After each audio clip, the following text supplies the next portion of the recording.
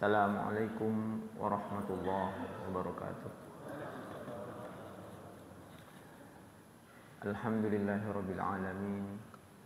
Wa bihi nasta'inu ala umuri dunya waddin. Wassalatu wassalamu ala asyrafil anbiya'i wal mursalin. Sayyidina wa habibina wa syafi'ina wa maulana Muhammadin wa ala alihi wa sahbihi ajma'in fi kulli lamhatin wa nafasin adada ma wasi'ahu ilmullah. Kaum muslimin dan muslimat jamaah subuh rahimakumullah, puji dan syukur tak pernah henti selalu kita panjatkan kehadirat Muhammad sallallahu subhanahu wa ta'ala atas segala limpahan karunia yang tak pernah henti Allah selalu curahkan hingga memenuhi seluruh kehidupan kita. Maka tak sesaat pun dan tak sedetik pun dari hidup kita yang hampa dan kosong dari limpahan karunia Allah Subhanahu wa ta'ala. Maka hendaknya setiap saat pula kita selalu dalam keadaan memuji dan bersyukur kepadanya. Salawat dan salam kita haturkan kepada baginda Rasulullah Muhammad sallallahu alaihi wasallam serta keluarga, sahabat dan pengikut beliau hingga akhir zaman insyaallah. Imam Ibnu Daqiq Al-Aid, seorang ulama ahli hadis, mengatakan jika dalam Quran itu ada ummul kitab, induknya Alkitab, Al-Quran, yaitu surah Al-Fatihah. Surah Al-Fatihah disebut sebagai ummul kitab. Alkitab adalah Al-Quran, artinya induk. Maka sunnah ada juga yang beliau sebut sebagai ummus sunnah, yaitu sebuah hadis riwayat Imam Muslim, dan hadis ini mencapai tingkatan yang sangat tinggi, diriwayatkan oleh banyak periwayat hadis mulai dari sahabat Nabi hingga generasi berikutnya, diriwayatkan oleh jumlah periwayat yang sangat banyak sehingga diyakini kesahihannya. Dari sahabat Umar bin Khattab, beliau menceritakan bahwa suatu hari ketika beliau bersama para sahabat duduk bersama Rasulullah sallallahu alaihi wasallam, kemudian datanglah seorang laki-laki yang tidak ada satupun yang kenal. Sahabat tidak kenal orang tersebut, tetapi tampilannya memakai pakaian sangat putih, bersih. Rambutnya sangat hitam, rapi. Tapi tidak ada tanda-tanda bahwa orang itu telah melakukan perjalanan jauh. Karena tidak ada yang kenal berarti ini orang jauh. Namun dari tampilannya tidak ada tanda-tanda bahwa habis melakukan perjalanan jauh, karena pakaiannya sangat rapi, bersih. Lalu ia duduk dekat Rasulullah SAW,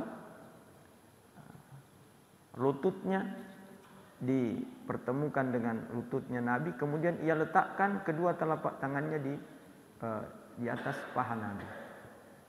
Lalu ia bertanya, "Ya Muhammad, akhbirni anil Islam." Wahai Muhammad, beritahu saya tentang Islam. Maka Rasul bersabda, "Al-Islamu an tashhada an la ilaha illallah wa anna Muhammadan Rasulullah wa tuqimas shalah wa tu'tiyaz zakah wa tasuma Ramadan wa tahujjal baita in istata'ta ilaihi sabila."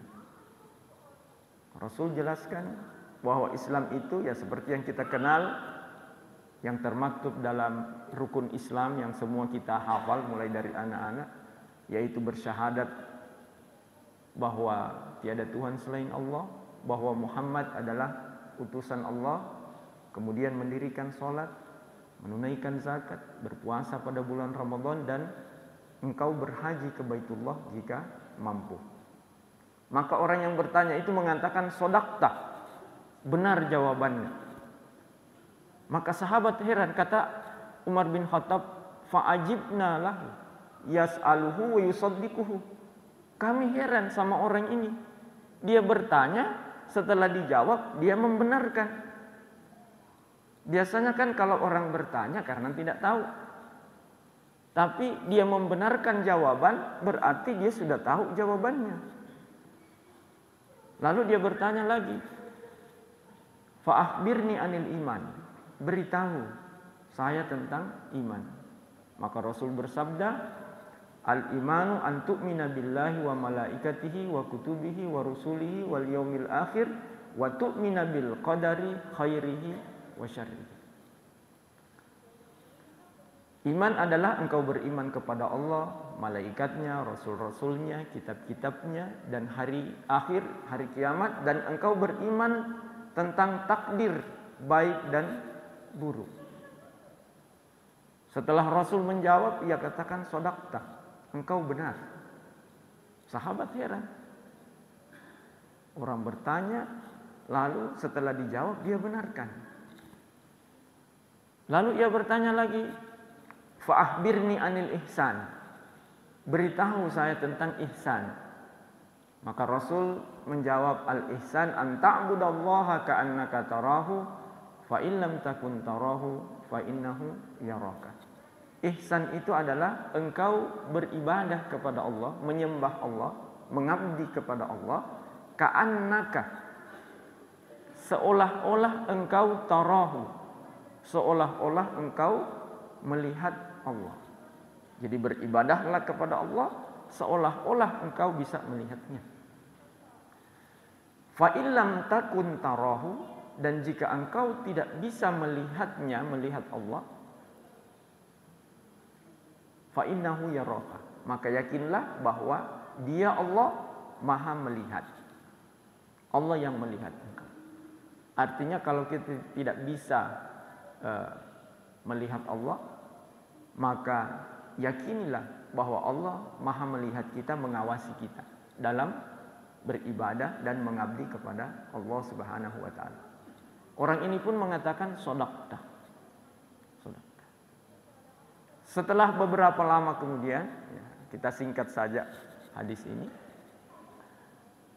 Beberapa waktu kemudian Nabi bertanya kepada Umar, karena Umar yang hadir pada saat itu. Ya Umar, atadri manisail? Wahai Umar, apakah engkau kenal siapa yang bertanya? Maka Umar mengatakan, Allahu wa rasuluhu a'lam. Allah dan Rasulnya lah yang paling tahu. Saya tidak tahu. Maka Rasul mengatakan, fa innahu Jibril. Sesungguhnya yang bertanya itu adalah malaikat Jibril. Menyamar sebagai seorang sosok manusia, sengaja datang bertanya kepada Nabi untuk diperdengarkan kepada sahabat yang hadir, agar sahabat mengerti isi persoalan yang ditanyakan. Fa innahu Jibril atakum yu'allimukum dinakum. Dia adalah Jibril, sengaja datang kepada kalian untuk mengajarkan kepada kalian dinakum, agama kalian.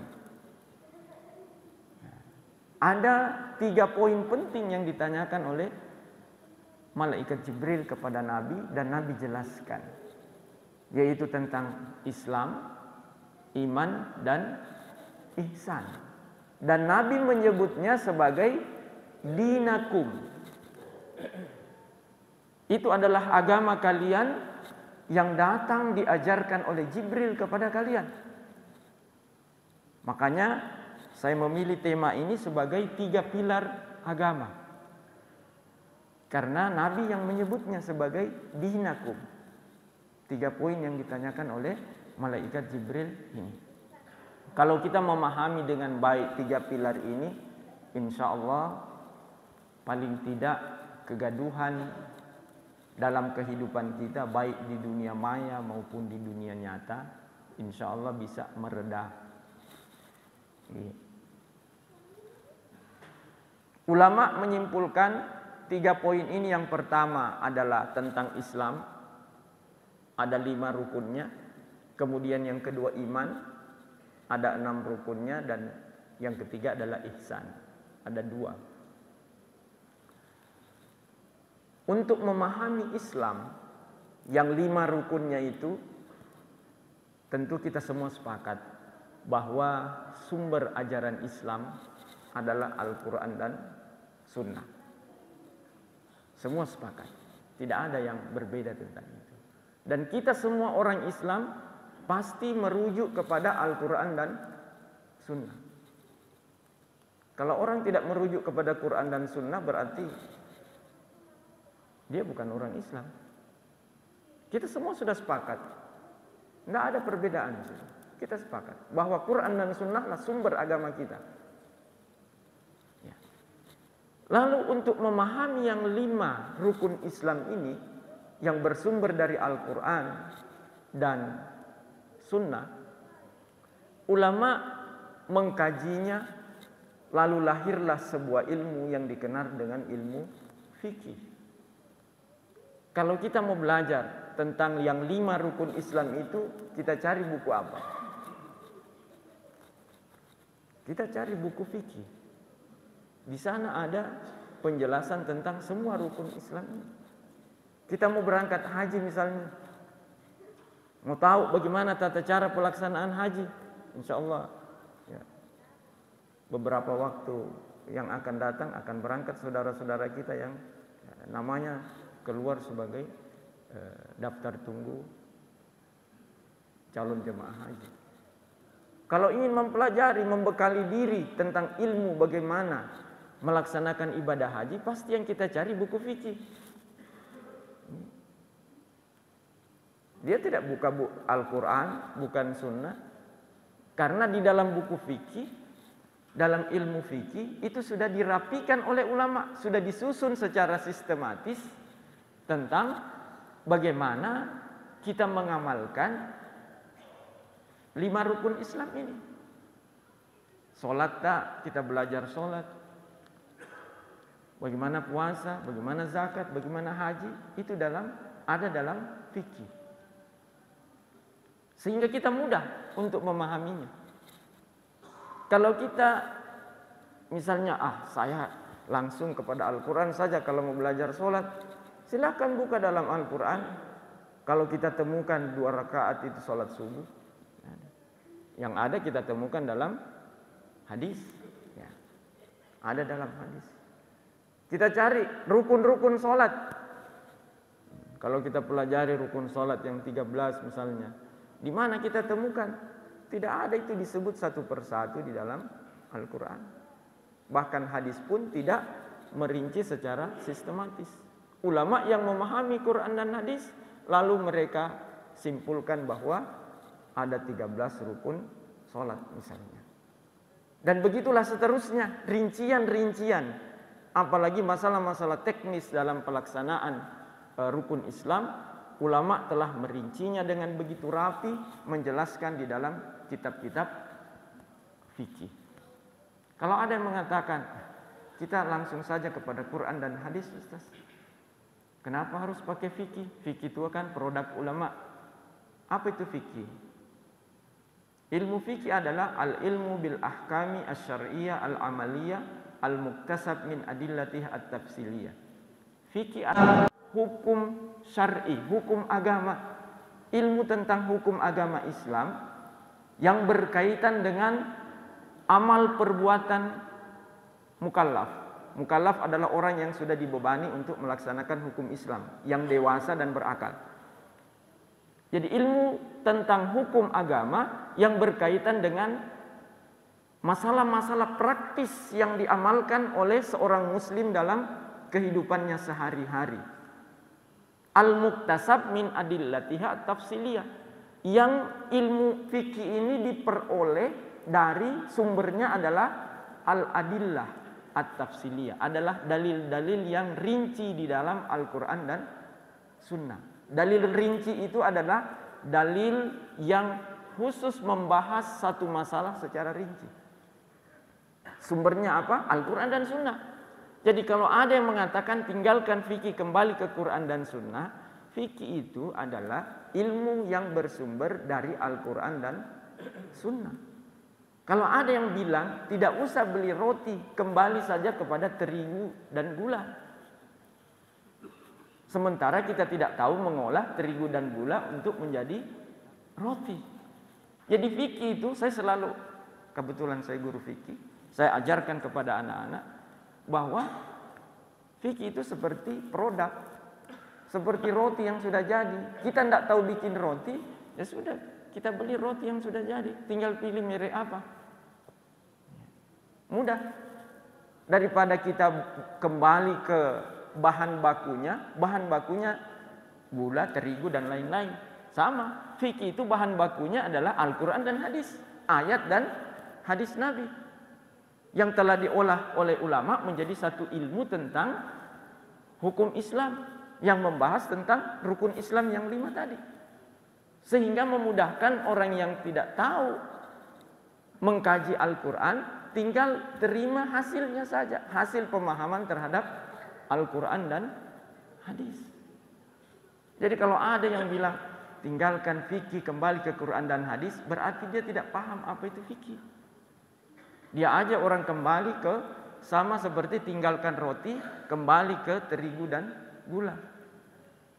Kalau ibu-ibu yang pintar bikin roti cocok, tapi bapak-bapak kembali ke terigu dan gula, nanti bikin rotinya hasilnya yang mungkin tidak bisa digigit, cocok jadi pakai untuk lempar mangga karena keras seperti batu. Tapi kalau ibu-ibu yang buat, karena ahli mengolah bahan baku ini. Sama dengan umat Islam, tidak semua umat Islam ahli dalam memahami Al-Quran dan hadis. Yang bisa langsung merujuk kepada Quran dan hadis adalah ahlinya Al-Quran dan ahlinya hadis.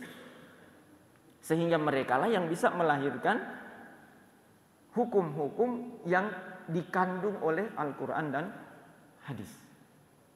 Dan ilmu yang dilahirkan oleh ulama dari memahami Al-Quran dan hadis tentang hukum, itulah yang diistilahkan dengan ilmu fikih. Jadi ulama telah berkhidmat, telah melayani umat ini untuk memahami rukun Islamnya yang 5 tadi melalui ilmu fikih. Bagi yang ingin praktis mudah, tinggal kembali merujuk ke ilmu fikih saja. Yang kedua, tentang iman. 6 rukun iman itu agar mudah dimengerti dan dipahami oleh umat, ulama melahirkan satu ilmu namanya ilmu tauhid. Tauhid ilmu tentang keesaan Allah. Atau ada yang menamai dengan ilmu usuluddin. Usuluddin artinya dasar-dasar agama, prinsip-prinsip agama. Ada yang menamai dengan ilmu akidah. Akidah adalah keyakinan, ilmu tentang hal-hal yang diyakini di dalam Islam, tentang ideologi di dalam Islam. Karena semua iman itu adalah hal-hal yang diyakini, meyakini tentang Allah, tentang malaikat, tentang rasul-rasul, tentang kitab-kitab, tentang hari kiamat, tentang qada dan qadar. Jadi untuk memahami iman, ulama sudah lahirkan ilmunya, yaitu ilmu tauhid atau ilmu akidah. Ilmu akidah. Dalam ilmu tauhid dan ilmu akidah, kita mengenal ada satu aliran namanya aliran Asy'ariyah. Aliran Asy'ariyah yang menurut sebagian saudara-saudara kita menganggap bahwa ini aliran yang salah. Padahal umat Islam lebih 90% itu adalah penganut Asy'ariyah. Sebuah aliran dalam teologi Islam, dalam akidah Islam yang dinisbatkan kepada Imam Abu Hasan Al-Asy'ari. Imam Abu Hasan Al-Asy'ari lahir pada tahun 260 Hijriah dan wafat tahun 333 Hijriah. Kalau Imam Syafi'i misalnya wafat tahun 204 Hijriah, maka Imam Abu Hasan Al-Asy'ari baru lahir sekitar 56 tahun kemudian. Lahir tahun 260 Hijriah. Kenapa akidah umat Islam mayoritas adalah Asy'ariyah? Ada yang mengatakan, kenapa kita tidak menganut akidahnya Nabi dan sahabat? Mayoritas umat Islam menamai dirinya sebagai kelompok Ahlus Sunnah wal Jamaah. Ahlus Sunnah artinya orang-orang yang mengikuti sunnah. Al-Jamaah maksudnya adalah para sahabat. Berarti Ahlus Sunnah wal Jamaah adalah orang-orang yang mengikuti Nabi dan para sahabat, mengikuti sunnah Nabi dan mengikuti para sahabat Nabi sebagai teladan yang pertama kali mempraktekkan Islam ini dalam kehidupan.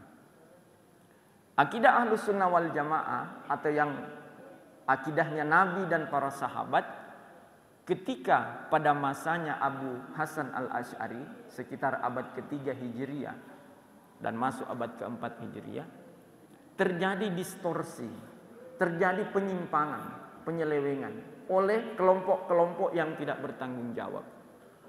Maka tampillah Imam Abu Hasan al-Asy'ari membela akidahnya Nabi, membela akidah yang diajarkan oleh Nabi dan para sahabat, akidah yang sahih, yang valid, yang benar, yang telah diselewengkan oleh orang-orang pada masa itu. Tampillah Imam Abu Hasan al-Asy'ari untuk membelanya dengan mengedepankan argumen yang bersumber dari Al-Quran, hadis, dan ditopang dengan argumen-argumen rasional.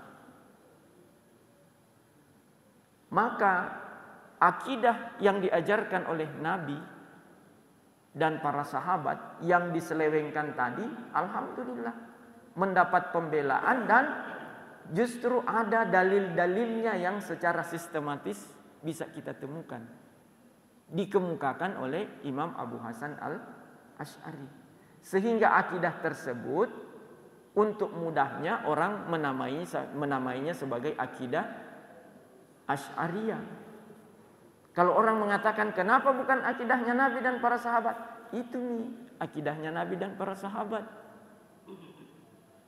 yang telah dirapikan oleh Imam Abu Hasan al-Asy'ari disertai dengan dalil-dalilnya dari Al-Quran, Sunnah maupun dalil-dalil argumen-argumen rasional agar bersih dari penyimpangan-penyimpangan dan distorsi yang dilakukan oleh kelompok-kelompok yang tidak bertanggung jawab.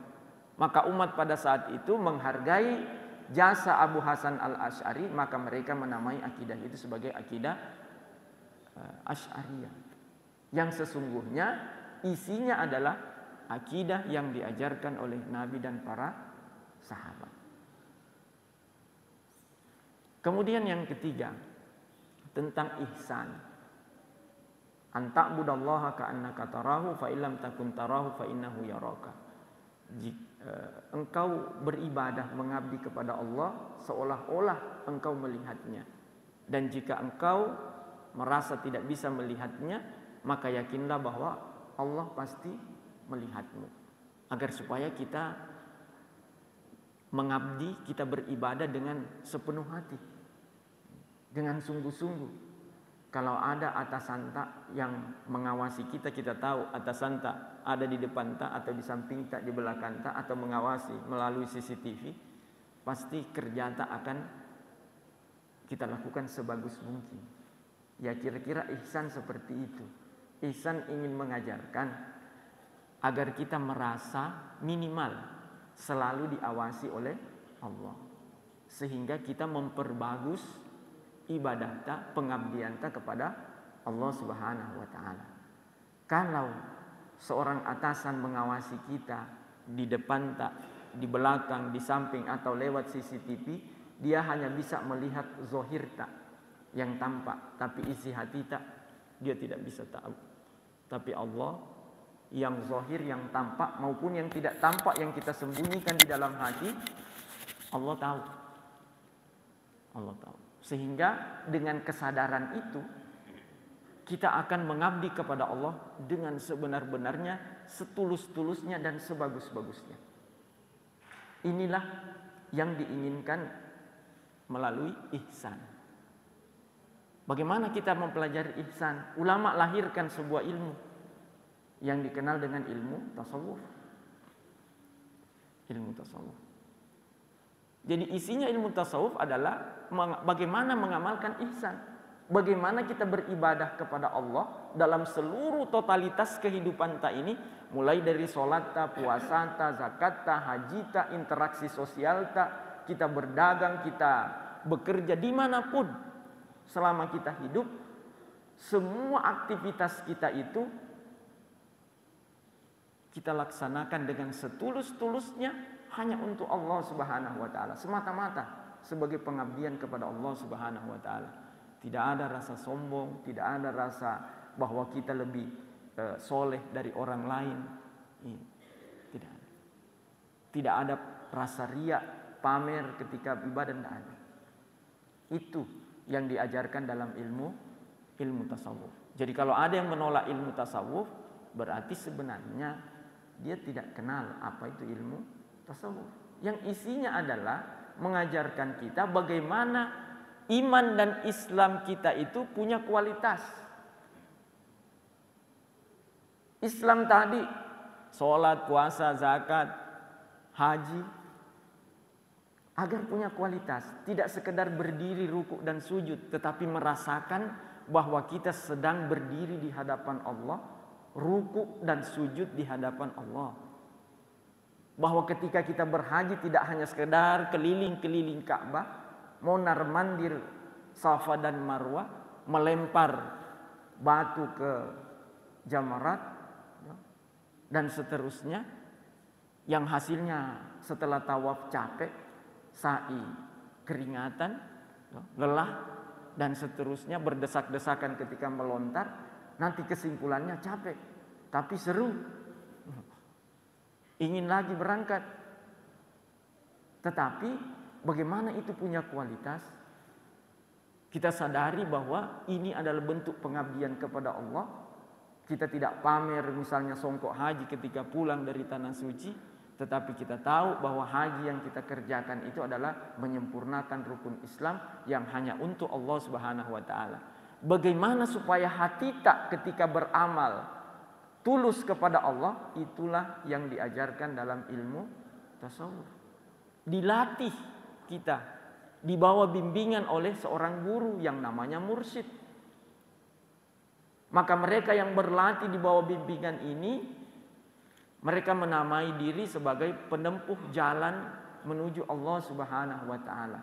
Jalan itu dinamai dengan, dalam bahasa Arab namanya thariqah. Bahasa Indonesianya tarekat. Maka ilmu tasawuf adalah teorinya, prakteknya adalah tarikat. Jadi orang yang bertarikat sesungguhnya mereka mengamalkan ihsan, bagaimana iman dan Islamnya ini berkualitas, ya, layak diterima oleh Allah Subhanahu wa taala sebagai sebuah persembahan pengabdian dari seorang hamba, melalui bimbingan seorang guru yang memang ahli, yang telah lebih dulu melatih dirinya di bawah bimbingan gurunya juga untuk menjadi seorang hamba yang tulus ikhlas dalam mengabdi kepada Allah. Yang gurunya juga telah dilatih, dibimbing oleh gurunya, dan seterusnya sampai kepada sahabat, sampai kepada Nabi. Jadi pada dasarnya apa yang diamalkan dalam tarikat yang teorinya adalah ilmu tasawuf itu adalah mengamalkan apa yang diajarkan oleh Nabi langsung kepada sahabat, kemudian sahabat ajarkan kepada tabi'in, terus menerus turun hingga sampai kepada kita sekarang, agar pengabdian kita kepada Allah kita rasakan seperti kita sedang diawasi oleh Allah Subhanahu wa taala. Ada perasaan bahwa kita sedang diawasi oleh Allah. Kalau kita selalu merasa diawasi oleh Allah, apakah akan ada niat buruk di dalam hati? Tidak ada. Apakah ada rasa ujub, merasa bangga? Memang tidak pamer kepada orang. Dia tidak pamer ibadahnya. Tidak pernah sebut-sebut ibadahnya. Tidak pernah dia posting tentang ibadahnya. Tetapi dalam hati ada perasaan bahwa saya sudah paling soleh di kompleks ini. Orang bertasawuf tidak ada perasaan itu, tidak boleh sama sekali. Karena ini hanya untuk Allah Subhanahu wa taala. Jangan ada rasa-rasa seperti itu, karena itu merusak pengabdian kepada Allah. Jadi justru mereka yang ingin ibadahnya, pengabdiannya paling tulus kepada Allah, itu yang diinginkan oleh ilmu tasawuf. Jadi kalau ada yang menolak ilmu tasawuf, berarti itu tanda bahwa dia tidak kenal ilmu tasawuf. Belum pernah belajar tentang ilmu tasawuf. Hanya dengar-dengar dari orang. Katanya orang bertasawuf itu begini-begini, penyimpangan-penyimpangan. Ya memang ada penyimpangan dari oknum. Jika ada aparat yang menyimpang satu orang, dua orang, atau satu kelompok, apakah institusinya yang harus ditolak? Itu kan pelanggaran oknum. Institusinya legal, sah, baik. Sama dengan ilmu tasawuf. Ilmunya adalah merujuk kepada ihsan, ingin mengamalkan ihsan. Kalau ada yang menyimpang oknum, satu dua orang atau satu kelompok tertentu, ya kelompoknya yang salah. Makanya Imam Junaid al-Baghdadi memberikan kepada kita garansi. Thariquna hadza muqayyadun bil kitabi was sunnah.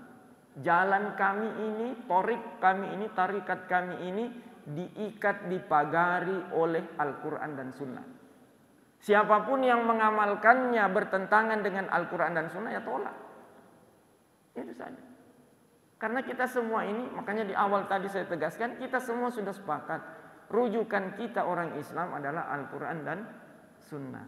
Kita hanya perlu saling memahami, bukan saling menyalahkan.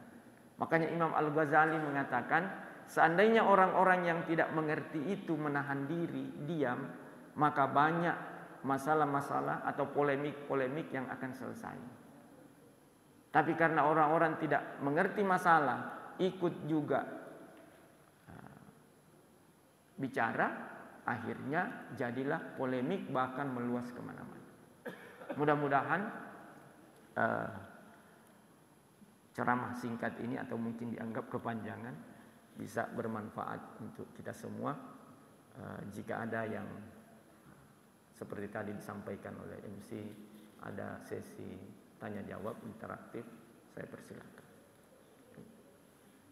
Ya, silakan.